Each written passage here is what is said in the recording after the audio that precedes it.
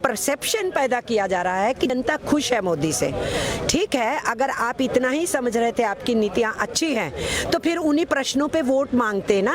15 लाख रुपया दिया कि नहीं दिया, रोजगार पैदा किए कि नहीं किए, भ्रष्टाचार खत्म हुआ कि नहीं, काला पैसा बाहर से आया कि नहीं, महंगाई रुकी कि नहीं, इसके ऊपर वोट क्यों नहीं लिया? पुलवामा और बालाकोट का इमोशन खड़ा करके तथाकथित राष्ट्रवाद के नाम पे वोट क्यों लिया? अगर मोदी जी समझते हैं कि आर्थिक नीतियां इतनी मजबूती, सीधे कहते ना कि बोलिए इतने लोगों के घरों में 15 लाख चला गया था, देखो इतने रोजगार पैदा किए। जिस नोटबंदी को उन्होंने कहा कि बहुत ही शानदार कदम था, उस नोटबंदी का एक शब्द भी नहीं इस्तेमाल किया चुनावों में, क्यों नहीं किया ना? फिर बोलिए ना। लेकिन मैम विपक्ष ने तो इन सब मुद्दों को उठाया, लेकिन फिर भी धराशायी हो गए चुनाव में। मैं तो बोल ही रही हूँ कि इन मुद्दों को बहस में तो बनने नहीं दिया ना। आप हमारी बात सुन रहे हो, हमें बुला रहे हो, लेकिन 95% 95% मीडिया तो वही बोलता रहा जो मोदी कहते रहे। जनता के मुद्दे चुनाव में आने नहीं दिए गए, इसलिए कैमोफ्लेज किया गया जनता के इशू से डाइवर्ट करने के लिए।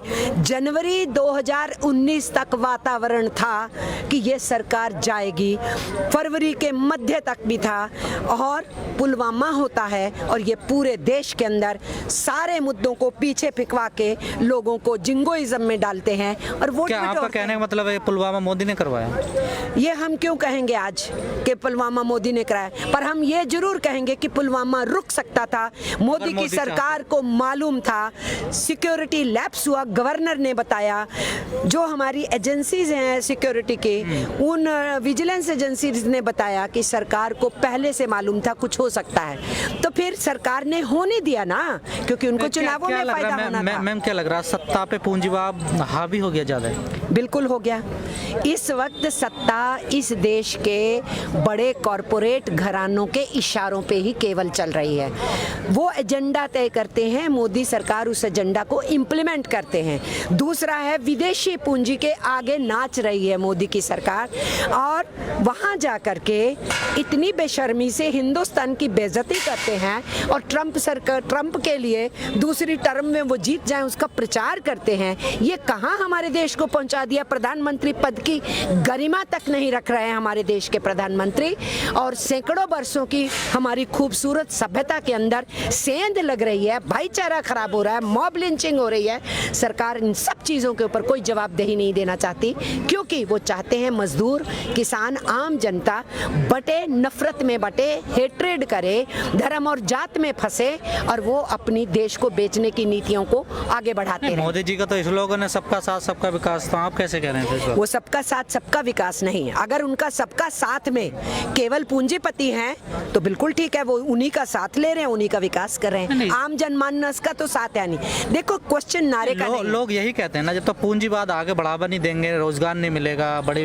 इंडस्ट्री खड़ी नहीं होंगी, लेकिन आप कह रहे हैं कि पूंजीवाद को बढ़ावा दे रहे हैं। हम जो कह रहे हैं वो ये कह रहे हैं कि पूंजी कौन पैदा कर रहा है? मजदूर पैदा कर रहा है, ठीक है।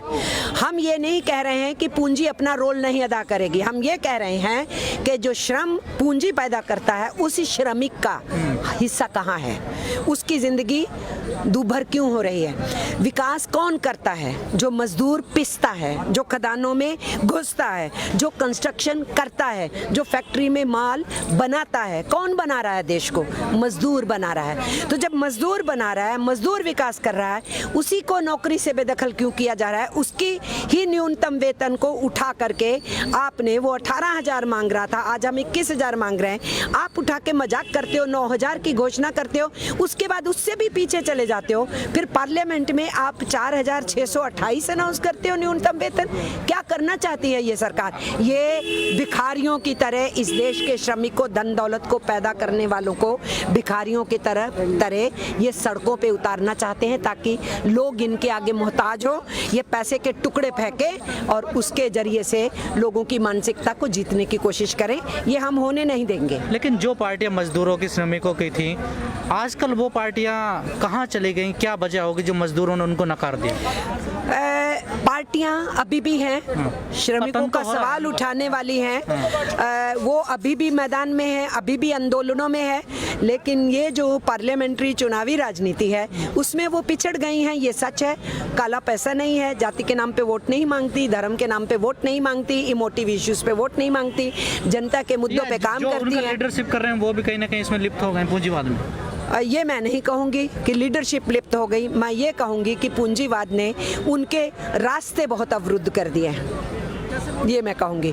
और इसीलिए मैं ये साफ और स्पष्ट समझती हूँ, सड़कों के ऊपर रेले पेले तो बढ़ेंगे ही, हड़तालें भी बढ़ेंगी ही, या ये सरकार अपने रास्ते से बाज आए, देश को बेचना बंद करे और विदेशियों के आगे घुटने टेक के इस देश की स्वतंत्रता को नुकसान पहुंचाना बंद करे, और नहीं तो अपने बोरिए बिस्तरे को बांधने के लिए ये तैयार हो जाएं।